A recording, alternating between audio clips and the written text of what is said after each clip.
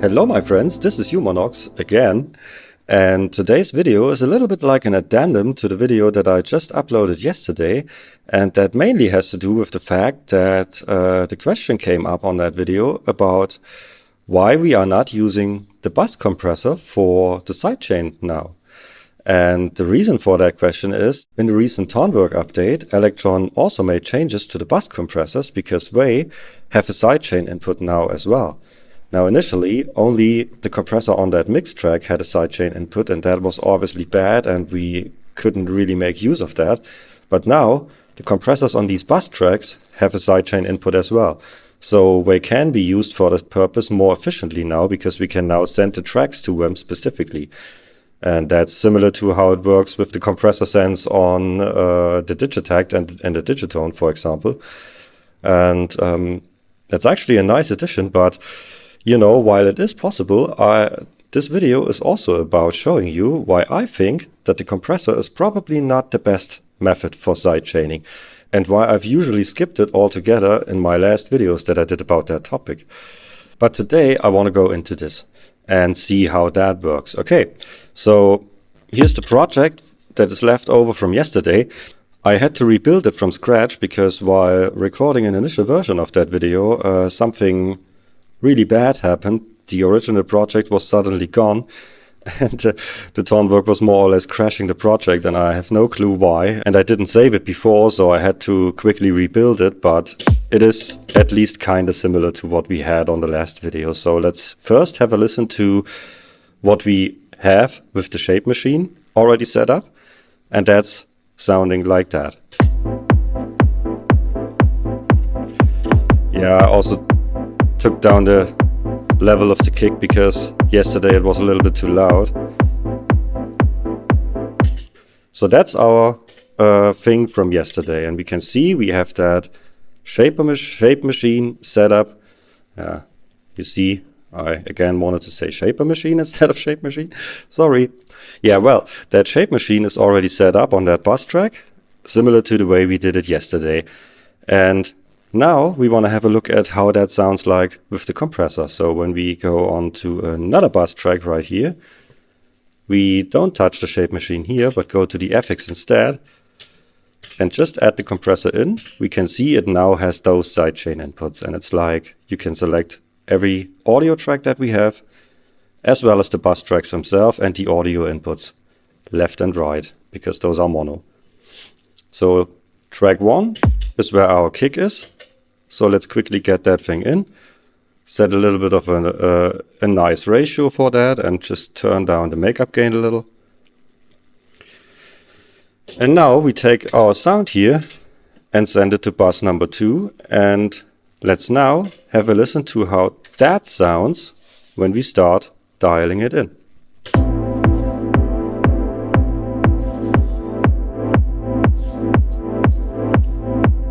You see? We can adjust it a little with the attack and the release. Maybe a shorter release. It's probably also a little bit too loud.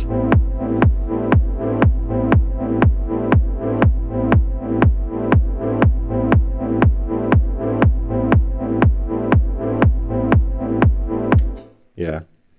And now just have another listen to this. It's this.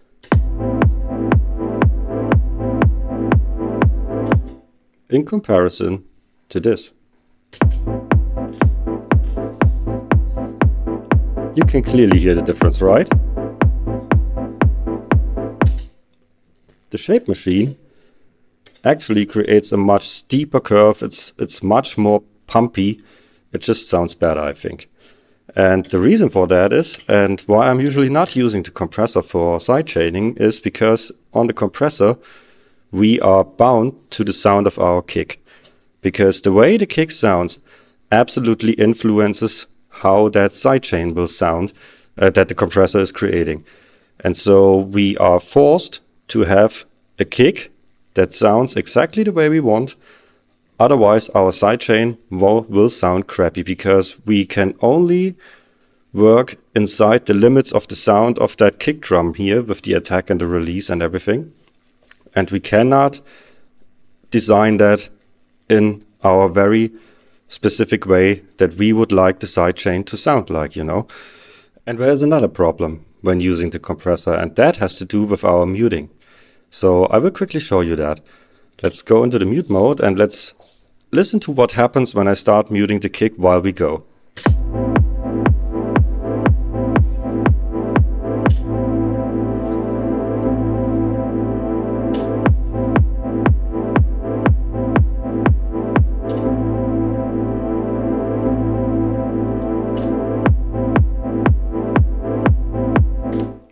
It's not only that our sidechain pattern is instantly gone once the kick is gone, but it's also that the sound is getting louder. And that is because the compressor is using a makeup gain and makes the sound louder when it is stuck. So we need to adjust that to roughly match the level of our actual sound, and this is another really big problem with those things in there. So to make sure that this doesn't happen, we would need some kind of a ghost kick. And here's another problem specifically on the Tonverk. Now we only have 8 audio tracks, and when we actually make a track, we will probably not use a kick only on that first track, but we would normally have a kick in here. So not a single player machine like it is in that particular case, but we would have a subtracks machine in here. And so we cannot select any specific subtrack as an input for the compressor. You see, we can only select the actual track, so the whole subtrack will then affect the input of the compressor, and this is obviously getting crazy. You know, you can I must not even show you that because you already know that this wouldn't work. And so to make that work and to find a great kick that also replicates the sidechain sound that we want with that compressor, we would need a ghost kick. And we can do that, for example, by switching to track number 8. And that's, again, a problem, because we are losing a track for that, you know. And there's another problem that I will show you. I will show you in a minute. But let's just load in another kick and find one that has a little, I don't know, something like that maybe. We can't hear that kick. It's just to shape the sound of our sidechain. So let's quickly assign that one here and do the same pattern. And now we hear that those kicks together. Sounds weird, right? Not what we want. So there is a way we need to make sure that this kick is not going into our main mix so that we cannot hear it. And here's another problem. Because due to the new audio routing, we just cannot take that thing out of the main out directly like we could do that on the Digitact and the like. Because when we go to routing, we see track number 8, for example, right here. This goes to mix AB, and we can actually, on track number 8 right here, we can change that. Out CD. You see, there is no way to send this thing nowhere. Because the only thing that we need is the sound of that kick, but we do not want to hear it. And normally you would take it out from an output, and here we can't do that. So not on the routing page, and also not right here in the routing of the track itself. So the only way we can make that work now is by sending it out to Alt CD, which is the physical output where I don't have something connected, you know. Now that kick can't be heard, but it can still influence the compressor. So have a look. When we switch that to track number 8 now, we will have a different sound. Have a listen. See? Maybe let's check if we are.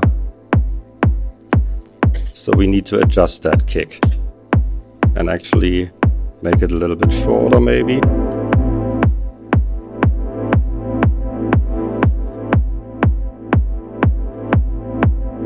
You see?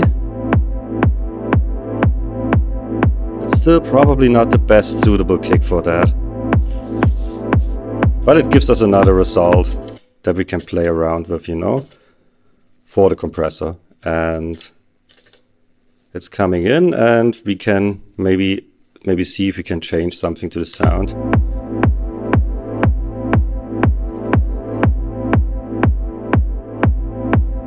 Yeah, still don't really like that.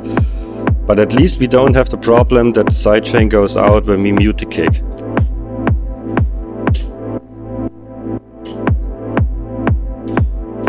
Yeah, I think you get the point. But again, this is a drawback. We lose a track that we have, and specifically on the Tonverk, there is another problem that comes in here. What if we need those physical outputs now?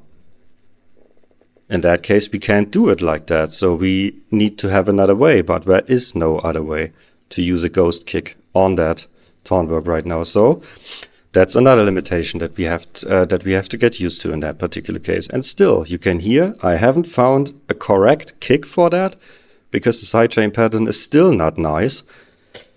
So let's just take that sound and send it to bus 2. Let's keep it on bus 2. We will hear the difference now. So let's quickly listen to that difference again. So here's the sound with that ghost kick that we put in here, in comparison to the sound of the actual kick that we have.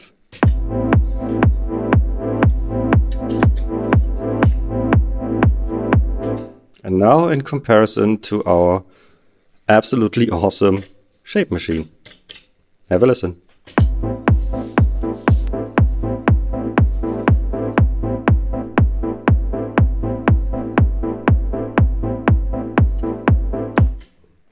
And this, my friends, is the reason why I would never ever recommend to use the compressor for that, unless you really like the sound of that. I don't, because I like it very pumpy. If you do not, of course, that method is absolutely gorgeous for you. You can use the compressor in just the way you want it. But I need more control of this.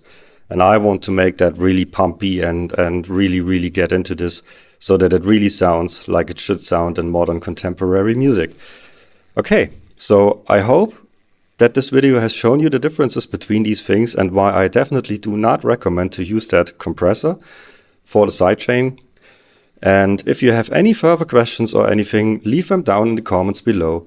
And also don't forget to give a like to that video if you found it useful. Yeah, and I would say that should be enough for the topic of sidechaining with that new Tonverk OS. So in the next video I will cover something completely different. And yeah, that has to do with the grainer machine. Okay, my friends, so I wish you all the best, have a great weekend, and I see you in my next video. Bye!